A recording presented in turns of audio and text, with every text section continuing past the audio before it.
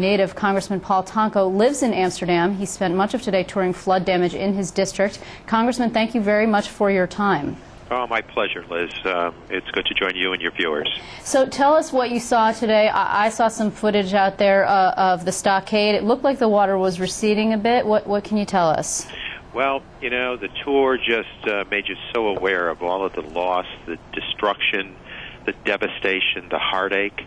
Talking to people along the stretch of the flooding just made it so real that you know, you saw the best in human nature coming forth as people really expressed their sense of neighborliness. And you know, I think what really impacted me was that there were people who lost their entire home.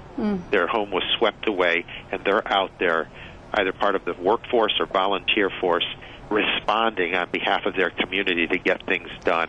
I mean, talk about selflessness, talk about, you know, the most profound expression of community and neighbor that you could imagine. It's just it just is very emotional to talk to these people who have lost a lifetime's worth of savings and memories that were, you know, without a price tag. You just can't assign a price to those, the impacts of some of those situations. Congressman, were you able to see any of the more far-flung regions of your district? Because I know that your district is quite large. I think Right. the Gilboa Dam is in your district, Yes, is it not?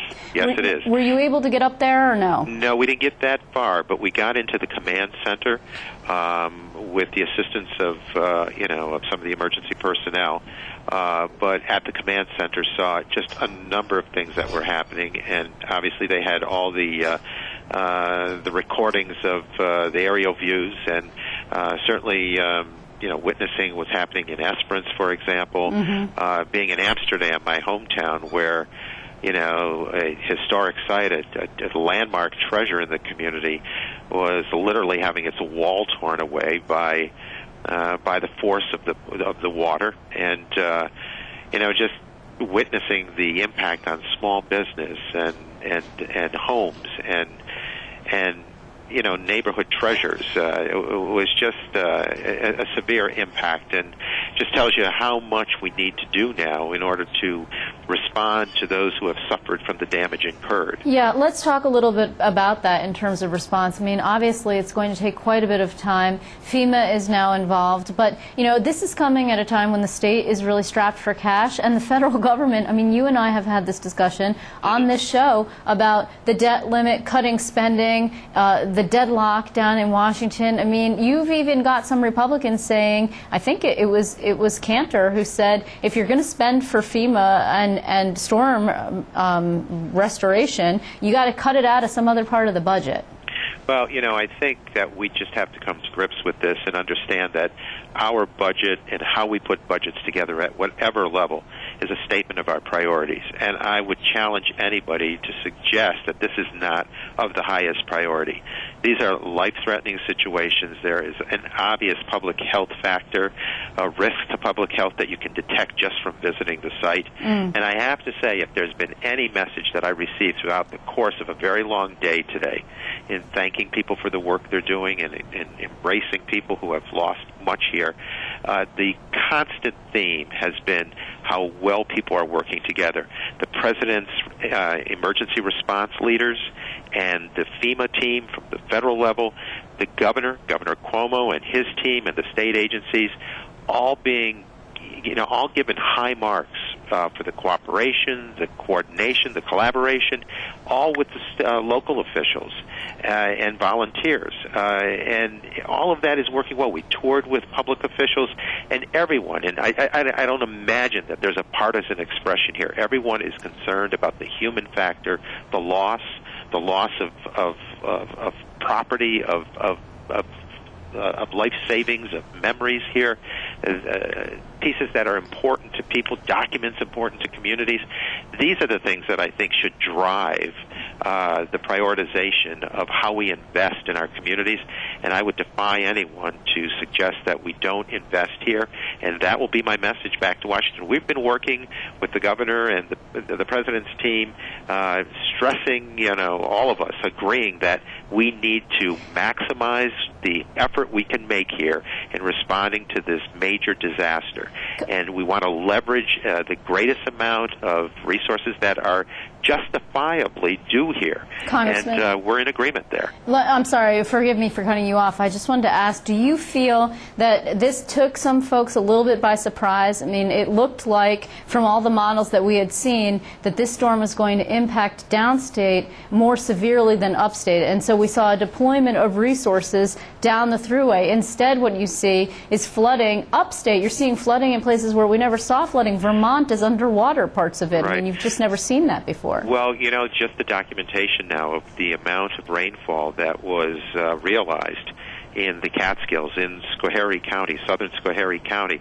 What they saw here was at its peak, you had nearly 1138 feet worth of water in the reservoir. It's down now, I think, to some 1129, but that is a foot and a half greater than the 96 storm, which was devastating. Right. I occupied as an office space the heritage site, the Guy Park Manor in Amsterdam, during the 2006 flood, and we saw the damage there impact the basement of that building. This was well beyond the first floor. So this was of historic proportion. And, it is the greatest, I think, flood damage we have seen.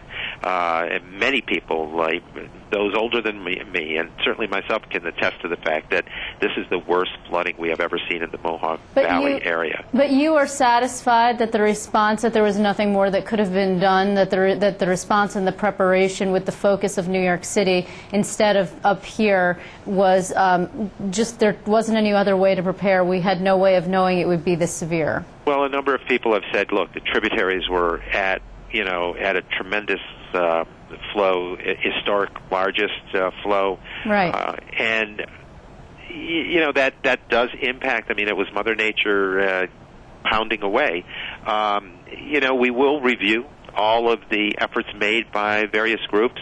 I'm assured that I was told that they drained the reservoirs as it's associated with the DEP for the Gilboa Dam, the Department of Environmental Protection. Under New York City's responsibility, right? Is that correct? And, sure. Obviously, certainly. And we will, go through all this in the aftermath to make certain that what happened, in fact, did happen, and if there are lessons to be learned. But certainly right now the advocacy is for resources, right. And the governor has been working very strong in defense of the state. We're working very strong in defense of the 7 counties in this congressional district, and certainly want to leverage from Washington. And everybody's been in agreement, from the president's team to the governor's team to all of us, myself included, for the 21st congressional district for these 7 counties. We want to make certain that the area where we really require the maximum response in resources here, that is in fact the response that we'll And Congressman, achieve. just before I let you go, how are you getting around? Because I know that the thruway was closed in many cases, and where will you go next? Are you going to try and head into those more rural and remote areas? Yes, we're going to continue to do the tours in the area. We covered today Schoharie County, Montgomery County, Schenectady County, Albany County, and we'll continue to reach out into various other areas. We have had the assistance of some of the personnel, the state personnel, federal personnel, where they've directed us and guided us and assisted us in the efforts to reach out and get the up close and personal perspective of what needs to be done, and to advocate with the fullest voice possible, because I can't state clearly enough how important it is, and it's so wonderful to have the response from the federal level and from the governor and his team, certainly the president's team, his leaders in the emergency response area, the regional administrator for FEMA, who has worked steadfastly with us. Lynn Canton has been tremendous, and the governor and his team. So, we believe that we can put together a strong appeal here to maximize the leveraging of resources which these communities need. Well, Congressman, I want to thank you so much for your time. I know it was a long day for you. We will be on top of this. Obviously, it's going to be quite a lot of reporting for quite some time, unfortunately. Thank you very much for being with us this evening. Okay, and as we gather the info and process the situation, we are then pushed for response from the federal level. Thank you. Thank you.